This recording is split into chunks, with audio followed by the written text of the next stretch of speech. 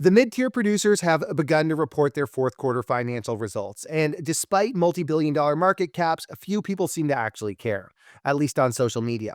Trading is another story, and as it currently sits, the latest to report is down in aftermarket trading following their earnings release, because they failed to reach consensus estimates despite this gift of a gold environment. A mining name failing to meet expectations? Totally unexpected, right? All right, folks, let's dive in. The latest name to disappoint is that of SSR Mining, who failed to hit consensus earnings per share estimates for the fourth quarter. They did, however, manage to blow revenue targets out of the water.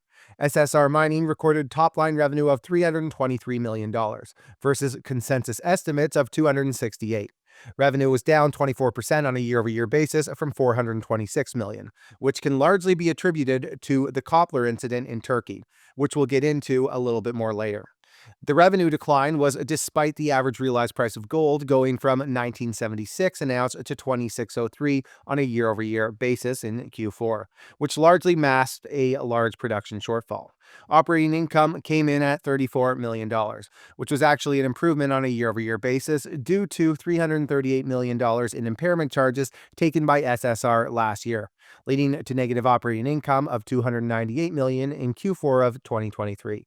That impairment obviously skewed year-over-year comps on the remainder of the financials, with SSR recording a net loss of $3.1 million this year, or 3 cents per share, versus a loss of $264 million, or $1.07 per share last year.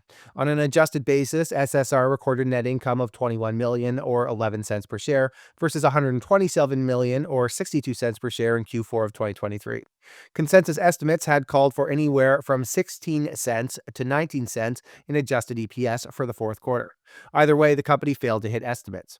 For the full fiscal year, revenue declined 30% in 2024, falling from $1.4 billion to $996 million, while operating income fell from a loss of $130 million to a loss of $322 million. Net income crashed to a loss of $352 million, or $1.29 a share, versus a loss of $120 million, or 48 cents a share last year. On an adjusted basis, net income declined to $57.6 million, or 28 cents a share, compared to $277 million, or $1.35 a share last year. Operating cash flow for the year totaled $40 million, while free cash flow came in at negative $103 million. In other words, despite record high gold prices, SSR Mining is somehow doing materially worse. The company finished the year with cash and equivalents of $388 million and total liquidity of $888 million. To their credit, they currently have no outstanding debt under a revolving credit facility and total current liabilities of just $219 million. So in that regard, they're in a bit better shape than some of their peers. Okay, so let's get into some of the finer details here on the operations. In the fourth quarter, SSR Mining managed to produce 124,000 gold equivalent ounces, with their production consisting of gold, silver, lead, and zinc. Silver and lead production was up marginally on a year-over-year basis, while gold was down by 50%. On a gold equivalent basis, production was down 41% from 211,000 ounces. For the full year, the numbers are worse. Gold equivalent production totaled 399,000 ounces, a 44% decline from the 707,000 ounces produced in 2023. And while production was again up for silver and lead, gold production was down 53%. Guidance, before it was upended, had called for production of 540 to 600,000 ounces in 2024 for some context. Excluding Copler, guidance sat in a range of 340 to 380,000 ounces, which in fairness to SSR, they handily beat. And while the average realized price of gold and silver was up both year over year and quarter over quarter, well, so too were costs.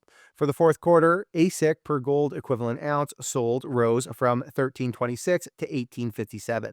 Well, for the full year, AISC per gold equivalent ounce sold rose from $14.61 to $18.78. The dramatic increases here largely relate to the Copler incident.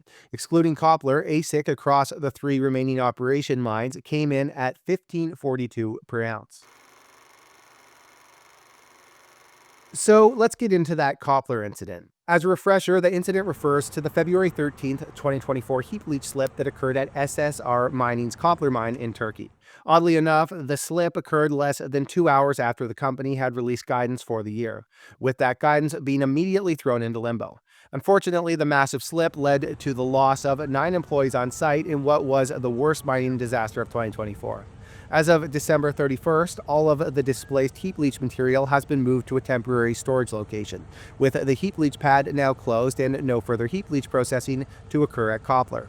The slight bright side here is that no recordable contamination has occurred to the soil, water, or air at sampling locations.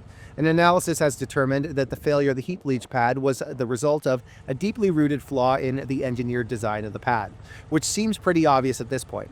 Basically, the strength of the linear system at the pad was overestimated, leading to the failure.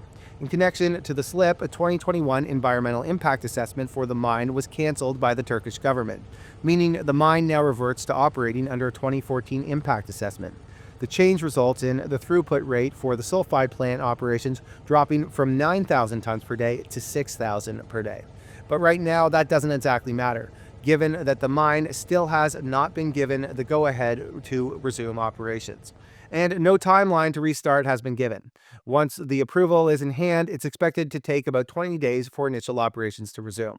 For context on how expensive the event was to SSR, the company's full-year AISC included $61 million in cash care and maintenance costs, adding about $155 in costs per ounce of gold equivalent sold. All right, so let's wrap it up. 2024 wasn't a good year for SSR Mining, and it's tough to argue otherwise. They're losing money hand over fist despite the current gold environment. They lost a major mine, and costs have gone sky high. Quite frankly, it wouldn't be shocking to see a management shakeup here soon. However, mineral reserves as of December 31st were up slightly to 8 million ounces, and the company has a decent pipeline of projects between its Hod Maden asset, which is still being developed, and the Cripple Creek and Victor Gold Mine that they are in the process of buying off of Newmont. That being said, SSR Mining has a long way to go to win back the trust of investors. All right, everybody, we are in the thick of Q4 earnings season. We are bringing the smoke for you guys. If there's any earnings you want us to cover, let us know in the comment section, or stories you want us to cover. We appreciate all the engagement we're getting. Thanks for watching, everybody.